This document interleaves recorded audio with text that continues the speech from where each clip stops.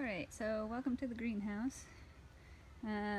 We have a lot of really young stuff started right now inside, since it's kind of the best time. Well, last month was kind of the best time to get stuff started because it was warm enough that a lot of things wanted to germinate. But I'll just kind of show you what we've got. So we have a 12-foot by 20-foot greenhouse that we built this spring. It's technically a hoop house. We got a bender to bend these. These are like top rails for chain link fence. You can get them from Buffalo Fence for like 20 bucks a piece. And we looked up, there's a fellow online, I'll link in the description, who shows you how to build this guy. Not step by step, but he gives you like the basic information on how to do it if you're interested in having a greenhouse yourself. So these are cuttings that I started last spring for the most part. I've got dogwoods. I've got grapes that are my father-in-law's grapes from his vine. He's got like a 40-foot vine. These guys, this is actually kind of cool. This is a variegated desert 4 o'clock. It just came up in some of the seed that I had that I got from Western Native Seed, and I was like, well, that's kind of cool and special. So I'll probably plant it and baby it and hopefully get seeds off of it, and then I'll see if I can, you know, have a strain of variegated desert 4 o'clocks for folks. And then there's another one. This one had kind of oddly shaped leaves when it first emerged, so it's still, usually they're more pointed. So I'm kind of keeping it to the side because I don't, you know, I'll keep an eye on it and see if there's something cool about it that I like. This is blue grama grass that I planted not that long ago. Let's see, this says the 8th, and the day that I'm recording this is the 17th, so 9 days ago. So they're getting pretty tall. I'm going to use these, transplant them into some larger pots, and I'm going to seed it with Indian paintbrush. And then I've got Potentia thurberi, which is strawberry cinquefoil that's just starting to come up, planted at the same time. We have marshmallow. These are red columbine, which I'm excited about. I'll probably get those, try and get those big enough for next season. Just planted some skunk bush, Rhus trilobata.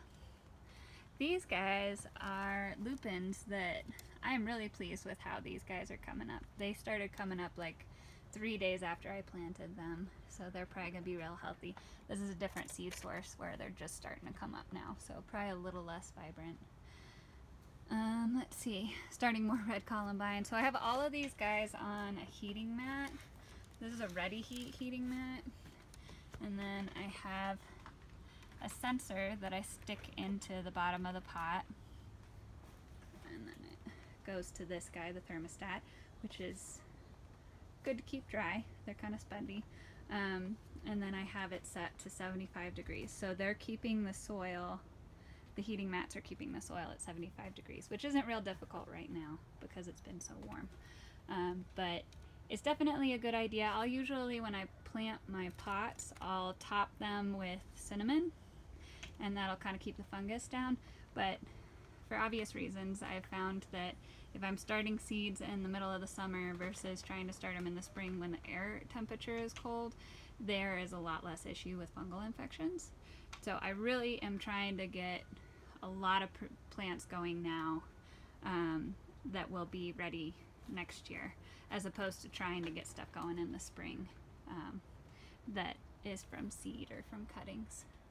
And then we've got some lovage and prairie smoke and Mexican hats that are just starting to come up over here. There's some oregano.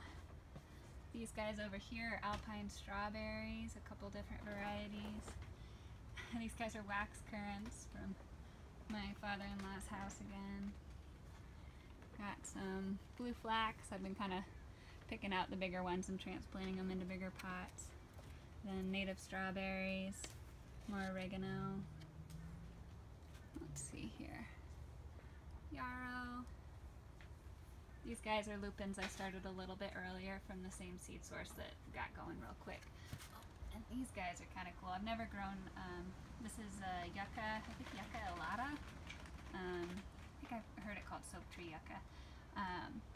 I've never started from seed, but it's kind of cool to see what they look like when they're babies. I'm going to bump these sorrel up into gallon pots here pretty soon because they're getting pretty big. And then this is Potentia thurberi that's really gotten going. I have found, so I started some of the Potentia thurberi in like this size pot, and I might show you those over there. And they just stayed about this big for 2 months. And I was like, well, I'm gonna bump it. I tried everything. I tried fertilizing them and moving them into a more sunny spot, and then I bumped them up into pots this size, and they automatically grew. Like within 2 weeks they got this size. So they definitely, if you are having trouble propagating something and you feel like you're doing everything right, and it's just not growing, it's never a bad idea to just try bumping them up into bigger pots and see what happens. Because sometimes they just don't like the shape of the pot, and sometimes they don't like the size of the pot. Other things, you know, if you move them up too quickly, they'll just kind of flounder in the bigger pot. So you just kind of have to get to know the plants, and I'm learning a lot right now. Let's see here. Hopefully this will be Datura that comes up pretty soon, but I've actually been having a hard time for the first time getting my Datura going, which just goes to show that sometimes you have a seed source that germinates really easily, and other times you have seed sources that are really difficult to get going, and it just, they require different things sometimes. These are black hollyhocks that are just starting to come up. I definitely found that starting those in the summer, they have a lot less issue with mold and things. Let's see here. This is a pea shrub from a friend of mine, and he hasn't gotten back to me on what exactly it is. I think it's from the Himalayan mountains, but it's nice because it's a nitrogen fixer and it's really drought tolerant, so I'm excited to get some of those going and figure out what the heck they are. Let's see. Oh, we've got a geranium coming up. This is a native geranium, so hopefully more of those will come up pretty soon. Let's see. This is little blue stem, another native bunch grass. And then I think this is supposed to be Indian rice grass. I think I've got some stray seeds from the other guys though. This might be Indian rice grass. It's real difficult to get it going. So even that little green stem, that gives me hope. Mountain muley grass. These guys over here, Indian paintbrush planted in with blue grama, like I was saying I was going to do with the other blue grama. So those guys seem to be doing pretty well. These are pots that didn't have very good germination in for native hopvine. I've got a few that are still coming up, but I think the rest of them are probably, I got about 50% germination on them. It wasn't great, but it wasn't too bad. This is more of the Yucca elata, so very excited about that. And then I've got these guys. It was actually really cool. So this is Cliff Rose, which if you've never seen it, I bet you've seen it. If you've walked any of the trails around Flagstaff, they have like little white flowers that are pretty fragrant, and then they turn into like these little wispy guys that look a lot like Apache plume seeds. And they bloom all summer long, and they're absolutely gorgeous. And I know that they have some medicinal properties, and I don't know what they are. But I put some seeds in the fridge because I thought maybe they would require stratification, and they started germinating in the fridge. So I took them out and I transplanted them in like February into an unheated greenhouse over at my sister's place, and I didn't think that they would do anything, but they did. I probably got maybe 16 of this size. I bumped some of them up into bigger pots, and I'm hoping I'll have some gallon pots of them ready pretty soon. So that was pretty cool. Let's see here. So this is more of the Potentia thurberi that I transplanted. So you can see this is the size that it stayed for several months. And so I bump it up into a bigger pot. Within 2 weeks it's this size. I just transplanted these into gallon pots, so I'm expecting them to get pretty big pretty quick. These are desert 4 o'clocks. They're pretty hit or miss on transplanting, so I'm hoping they'll do better. So these are the hopvines that did do well. That's from that same batch that you saw, that like tiny little one that was looking like it was struggling. So I've definitely found that if you have pretty good germination on something, it seems like if you wait for the last of the seeds to germinate, usually the last of the seeds are not the healthiest ones.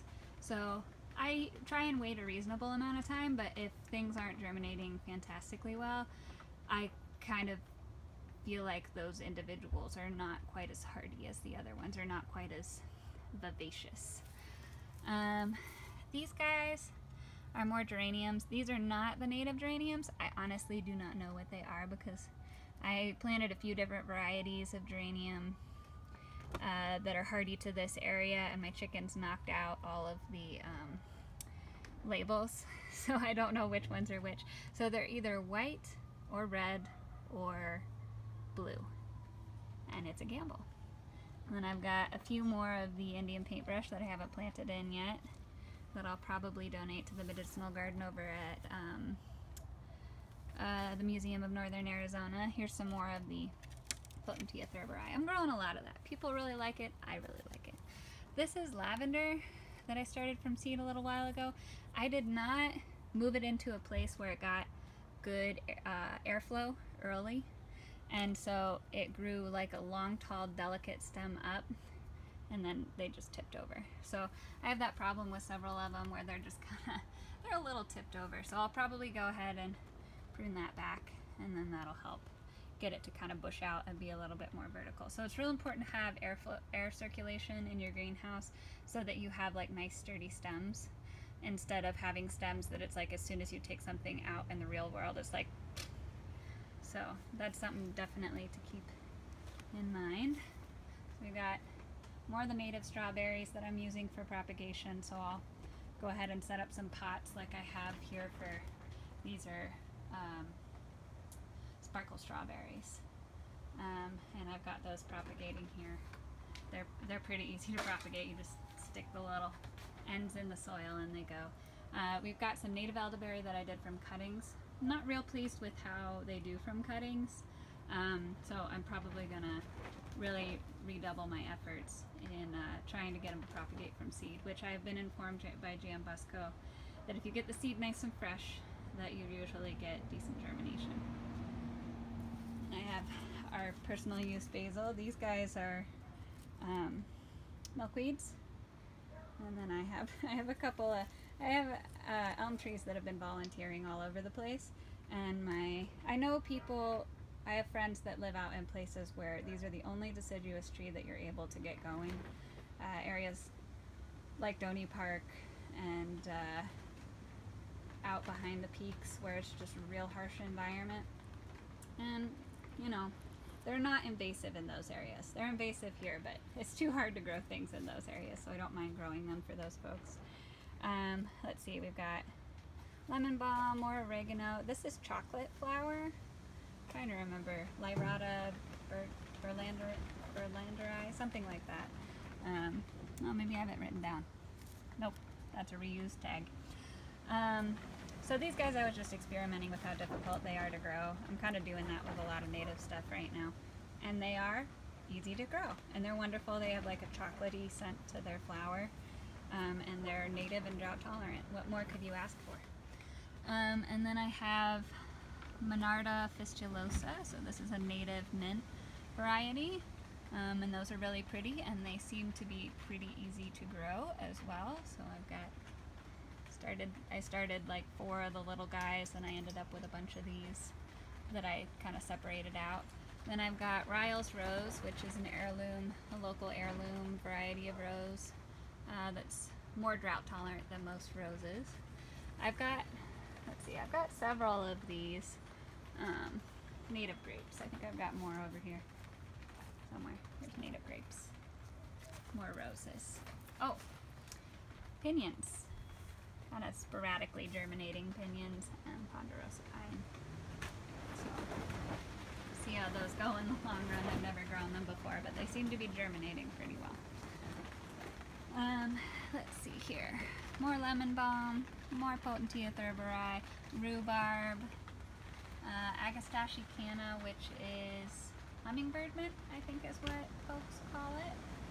We've got a peach tree that just kind of popped up in one of our pots. And we've got a few odds and ends, some hop vines. Started a, spaghetti squash in here just for fun, just to catch some of the water that drops off. These guys are, I'll have these ready next year. These are silver maples. I got the seeds off of the maple tree in our front yard, which every few years when we have kind of a later frost year, or when it doesn't frost later in the year, we have a good crop of seeds, and this was the first time I tried to plant them, and you can could see the seeds at the bottom. I just kind of stuck the end in the soil because I figured that when they, you know, as they do in nature, you throw them up in the air and they kind of helicopter down, that they would just stick in the soil. And that seemed to work really well. So now I've got, I don't know, maybe 30 or 40 of these guys now, and by next year they'll be big enough that somebody could plant them and expect them to actually do pretty well. So I'm excited for those. It's starting to rain.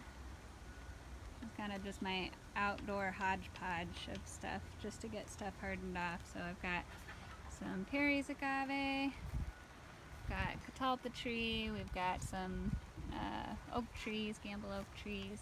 These are bristlecone pine that are taking their time, which I guess those guys do.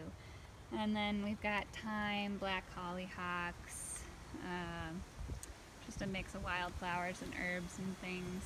Stuff I'm just getting going. These guys are kind of sad at the moment. They got powdery mildew when it started getting humid, but these are apples that we grew from seed that we're going to graft onto next spring. And we've got, these are not doing great, but these are sunchokes that I'll probably just plant in a perennial bed for us to grow, because they got nipped by a frost and they never really recovered to look nice. Alrighty, so this is the greenhouse that I have over at my sister's place. It's about 7 feet wide by 12 feet long, and I used this to propagate a lot of my cuttings this spring, but as with everything, when you start something new, that was not a very good idea because the freeze thaw on the cuttings was really hard on them, and I think I lost a lot of them because of that. I've got some geraniums, hardy geraniums, and some wax currants started over here. And then more native grape, a couple, we have Goodings willow that I started from cuttings, and coyote willow. Planted a tomato in here so that I could collect some seed that was isolated. And then I've got dogwood cuttings, more grape of a couple different varieties. These are English walnuts. My sister has a walnut tree down in Camp Verde. This place is up in Flagstaff, but she has a rental down there. And she gave me some walnuts, and I just figured I would try them just for fun. And they're growing, so that was fun. And then this is an heirloom, maybe Concord grape. From downtown over by the basketball courts. I guess it was planted in the 20s there, and I was lucky enough to get some cuttings off of one of the vines that was in a neighbor's yard. So I'm really excited about this one. They'll be probably ready this fall. And then I've got a whole bunch more of the wax currants that I started from seed. I didn't realize how easy it would be, so I've got a bunch. Then I've got some ground cherries that I'll be selling at the market that are producing. And let's see, these are some more of the Indian paintbrush that aren't quite big enough yet. So this is blue grama grass, and this is the Indian paintbrush. So those will be ready soon. And some torch lilies. This is a watermelon that is supposedly a 60-day watermelon that I'm trying. And if it produces, then I will sell the seeds next year. This is some elderberry. It's Adam's elderberry that I started from cuttings this year. We have some cliff rose in here. That was some of the bigger ones that I transplanted into bigger pots. These are cuttings off of some dogwoods. Also, coyote willow. It's just kind of a mix. I'm kind of messy about having everything kind of intermixed, but my theory is, I mean, obviously, a big part of the reason that it is this way is because I'm not a terribly organized person, but my theory is that having them intermixed makes it less likely that if I get a fungus it'll wipe through the whole population, because I kind of have it so that, you know, so it's not, you know, a whole greenhouse of a single individual kind of plant, especially when I'm doing these cuttings where it's like they're genetically identical, so if something attacks like one of these grapes, then it's real likely that it'll go through the whole population. So if I have, you know, like 3 or 4 grapes over here, and then I have it broken up with some other native stuff, and then I have, you know, some more grapes over here. So, I mean, maybe that's just me making excuses for the way that I do things, but I theorize that it's probably kind of beneficial for him.